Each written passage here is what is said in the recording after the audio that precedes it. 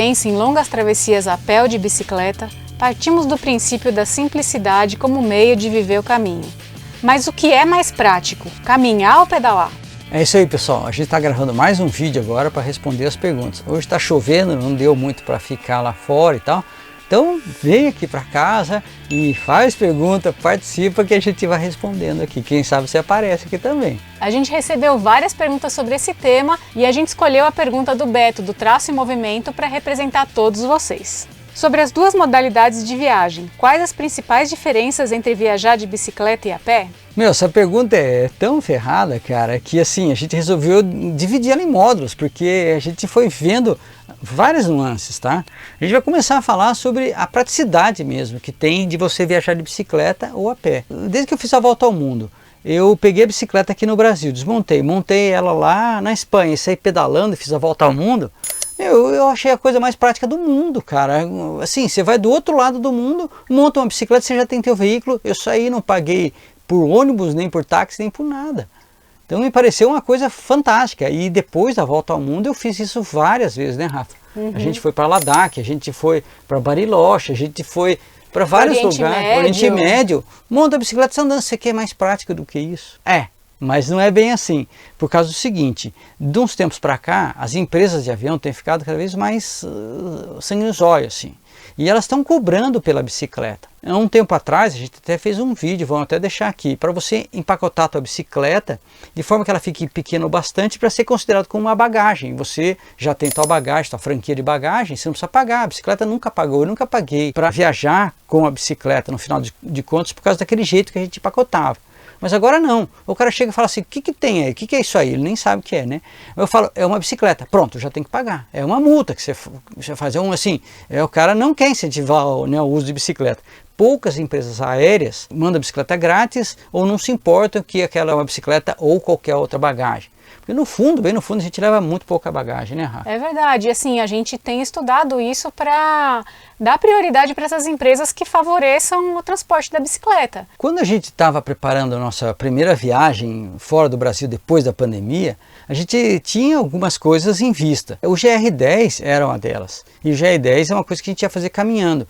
E a gente acabou sendo atraído, inclusive, porque tinha risco de comprar passagem e por causa da pandemia voltar a fechar os aeroportos e coisas do tipo. E, se a gente fosse só a pé, seria mais prático. Não ia ter que levar a bicicleta, pagar pela bicicleta, depois ficar aquela bagunça toda. E a gente decidiu pelo GR10 e percebeu exatamente isso, que é muito mais prático você simplesmente ir a pé. Entra no avião, sai do outro lado e acabou.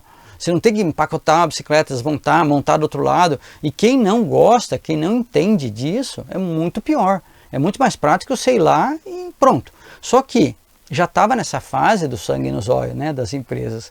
Então, a gente compra passagem sem franquia de bagagem, ou seja, sem bagagem extra. Você tem direito a duas bagagens dentro do avião. Uma é bagagem de mão, que é um tamanho mais ou menos assim, até uns 10 quilos, e mais um artigo pessoal. Pode ser computador, equipamento de vídeo e tudo mais. Isso, esse peso, esse volume é o bastante para a gente, porque a gente leva muito pouca coisa mesmo, 10 quilos cada um, é um monte de coisa, dá para levar todo o nosso equipamento. Só que tem várias coisas no equipamento de camping que não podem ir no avião. Porque tem ponta, canivete, panela, ou fogareiro. O gás do fogareiro é impossível mesmo, não tem jeito, nunca pôde, né? Os specs da barraca, é um negócio que é capaz que o cara vá brigar e tal. Então a gente acabou fazendo comprou uma bagagem, né, para ser despachada lá embaixo, né? E a gente colocou tudo que era de metal lá dentro. E acaba que sobra, porque acho que é 23 quilos que a gente podia levar. Então a gente levou alguma coisa com a gente, alguma coisa que a gente não queria perder, que podia levar dentro do avião, e fez uma grande bagagem, né? Chegou do outro lado, tirou ela sem problemas. Isso, e aí se vocês acompanham a série desde o começo, vocês viram a gente chegando no aeroporto, só com aquelas malas, né, a coisa mais prática que tem, põe a mochila nas costas e sai andando. Então, mesmo tendo que pagar por uma bagagem despachada, foi super prático, a gente já saiu dali, o Roberto foi buscar a gente e a gente dali já poderia ter começado a viagem. E foi interessante porque enquanto a gente estava esperando no aeroporto, a gente encontrou um rapaz brasileiro que estava indo fazer o caminho de Santiago e ele estava com uma mochila só com a roupa do corpo, né, as roupas que ele ia trocar no caminho, era uma mochila bem pequena, e os specs de caminhada, né, os bastões de caminhada. E ele tinha essa informação que os bastões poderiam ser levados na parte da aeronave, né, na parte superior. Então ele mesmo não despachou nenhuma bagagem. Ele foi com a passagem mais barata, sem bagagem despachada e só com aquela mochilinha. Então se transforma numa forma mais prática ainda. Se você não for levar equipamento de camping, objetos que tenham que ser despachados, você não precisa nem comprar essa bagagem extra. Quem acompanha a série viu que o Roberto foi lá buscar a gente.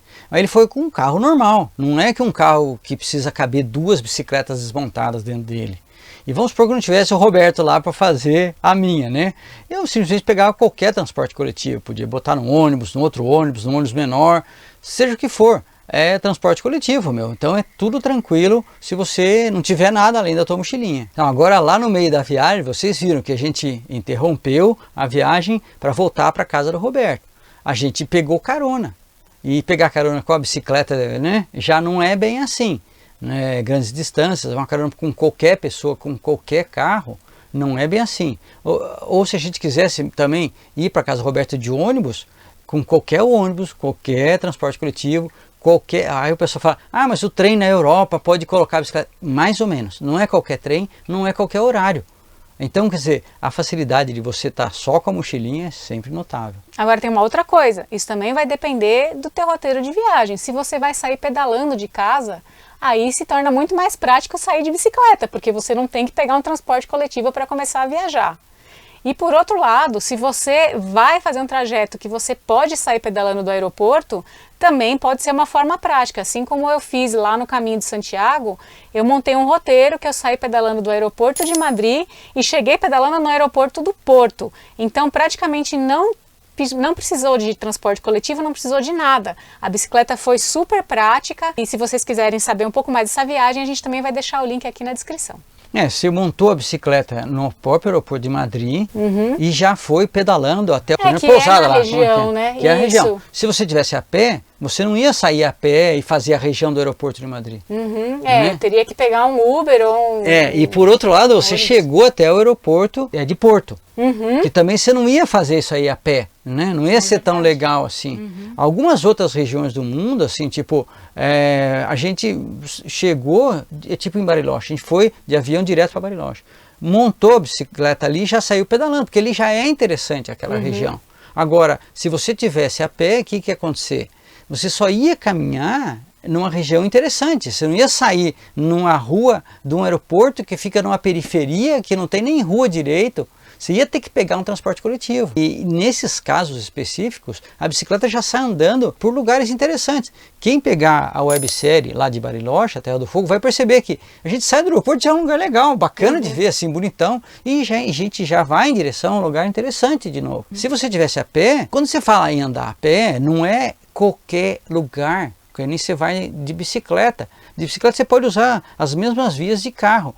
Claro, não é tão interessante do que uma estradinha menor, mas é muito mais ampla, variedade de caminhos que você vai achar interessante. Agora, para você fazer uma coisa a pé, geralmente é uma coisa bastante específica, que está num ponto X e vai até outro ponto X, aquilo que está preparado para você fazer a pé. Então você vai ter que sair, pegar um transporte coletivo e chegar no ponto de começo e ir até o final, pegar o transporte coletivo e voltar. Então, por isso, nesse tipo de viagem, realmente vai ficar menos interessante, mais complexo. E tem um outro detalhe também, que são os dias disponíveis que você tem para viajar. Eventualmente você quer fazer um determinado trajeto, como por exemplo o caminho de Santiago. Se você tem pouco tempo, a bicicleta passa a ser o teu veículo mais favorável. Se você tem mais tempo, eventualmente é melhor você ir a pé, porque se você vai fazer o caminho francês e você tem que pegar um ônibus para fazer o deslocamento e tudo mais.